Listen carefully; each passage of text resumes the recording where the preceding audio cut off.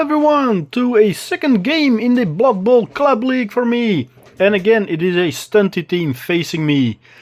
Though these guys are not only stunty in name because it are Ogres. So that means I'm facing half a dozen of those big guys with strength 5 and AV 10.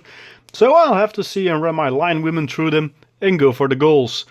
All the time trying to counter the Gnoblars that will be flying all around. Sounds easier than done. Guess Raven Black with her tackle skill from last game has her job cut out for her. As he had a large deficit in team rating after his first game, and he was actually missing 2 Ogres, so lucky me, he could spend quite a bit on inducements, taking Fungus the Loon and Varak Gulchewer along. So let's get kinky as the Slanishi ladies read about big fisting energy. The teams came onto the pitch in some pouring rain, the ladies a bit disappointed by this, as at last game's sweltering heat at least they could work on their tan lines. They also noted that Fungus the Loon kept following them, as like last game he was present here as well, as was the big bad orc Varak Gulchewer who had joined the big fist energy for some savage smashing around. The game started with Catcox quickly passing the ball to Peach Gardens and the ladies started to form up on the left flank in an effort to quickly break through his line and to have Fungus send off as fast as possible, because that little crazed maniac started to smack around some of them, luckily without any grave harm done to their hairstylings. Raven Black had already sent one of the Gnobblers to the badly hurt pile, and after a fierce block, soon Fungus himself was suffering this fate as well, a 1-die block by the ganged up Vixens. That takes care of that problem, now to try and get that ball in his end zone. To that end, my offensive switched over to the right side now of the pitch, in an effort to get all his strength 5 players out of position. Sabrina Sabak was put over, and she spent 3 turns angrily raging on the floor before she would get back up and into the fray, as the ball started to switch flanks once more. The waiting game for a safe opening was being played instead of the high-risk breakout, now that the Fanatic was out of the picture. And then the opening fell on the flank, and Peach Gardens, defended by Raven Black, went through towards the end zone. Valsteel decapitated the Gnoblar, while Tanya Virago broke another Gnoblar's elbow, resulting in the Blighter having -1 agility from now on. And with the line still on the Ogre side, Peach Gardens ran into the end zone, moaning yes, yes, yes, as she put a 1-0 on the scoreboard. The team set up again, only Fangs going for an intimidating femdom lineup to show them how it's done. And the Gnoblars picked up the ball, with Tanya Virago being, well, trying and stop them before Abella Danger was KO'd by a wild swing of Varak Gulchewer. And the half ended without any further incidents. The team set up for the second half and once more only Fangs took a very aggressive stance, eager to get into the other half as fast to recuperate the ball.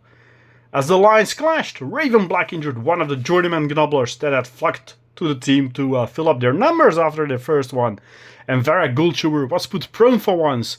The girls went on for a reverse gangbang on the Green Menace, an act so foul especially by Sabine Demonia that he had to be carried off, badly hurt in the loin area.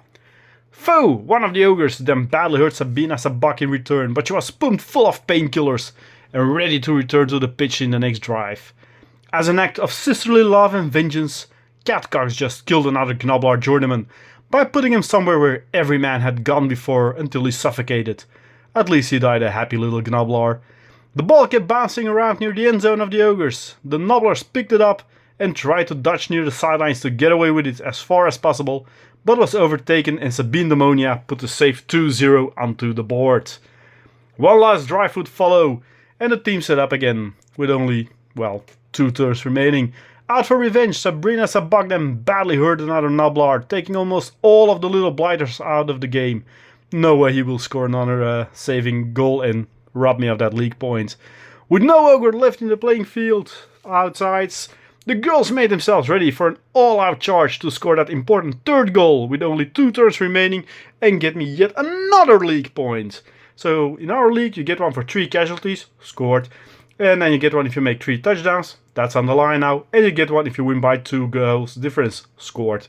Sabine Demonia was first on the ball and without wasting time and risk some blocks scored a final goal of the game and are second today to grab that all-important 3rd bonus point for the league. 2 victories now out of 2 games and a maximum of 12 out of 12 possible points. Only Fangs has made a good start towards the playoffs and now sits in 2nd place in the league, Way to go, my lovable hoes. And that brings us to the most viewed porn star of the game. And in today's game, many of the ladies excelled in their swift moves and vicious blocks. But the audience turned into the most ball hub to view the opening touchdown made by Peach Gardens. This broke the Ogres' resilience at the latter part of the first half and started preparing the way for the smooth sailing towards victory. But a great performance once more by the girls, who amassed a solid 28 star player points during this game, resulted in quite a few advancements on the roster.